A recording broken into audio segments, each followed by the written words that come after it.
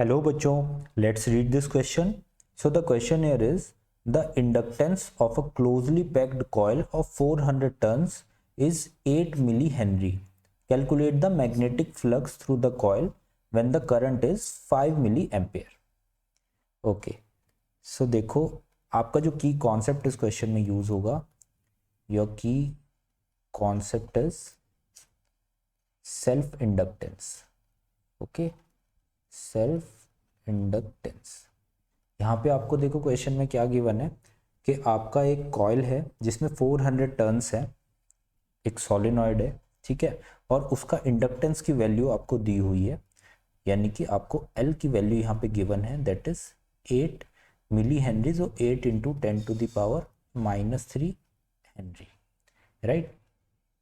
इसके अलावा आपको क्या गिवन है, इसके अलावा आपको गिवन है कि इस कॉइल में आपने कितना करंट छोड़ा. The I is given which is 5 milli ampere, यानी 5 इंटू 10⁻³ एम्पेयर, राइट. और आपसे पूछा जा रहा है कि मैग्नेटिक फ्लक्स फाई की वैल्यू कितनी होने वाली है, राइट. इसके अलावा आपको नंबर ऑफ टर्न्स दिए हुए हैं, that is n, it is equals to 400, right. तो देखो हमारे पास सीधा सीधा जो एक्सप्रेशन रहता है सेल्फ इंडक्टेंस के केस में, वो क्या होता है कि हमारा जो मैग्नेटिक फ्लक्स होता है sigma, it is directly proportional to I current, ठीक है. जितना ज़्यादा आप करंट कॉइल में छोड़ोगे उतना ज़्यादा मैग्नेटिक फ्लक्स प्रोड्यूस होगा, ठीक है.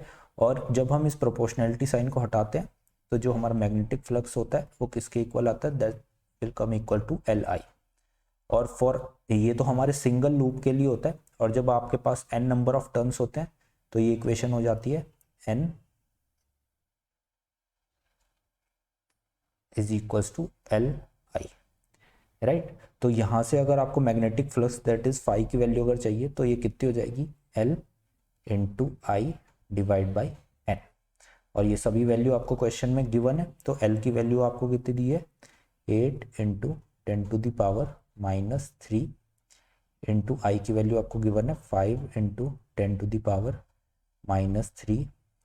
एंड नीचे आपको गिवन है N number of turns that is 400, right.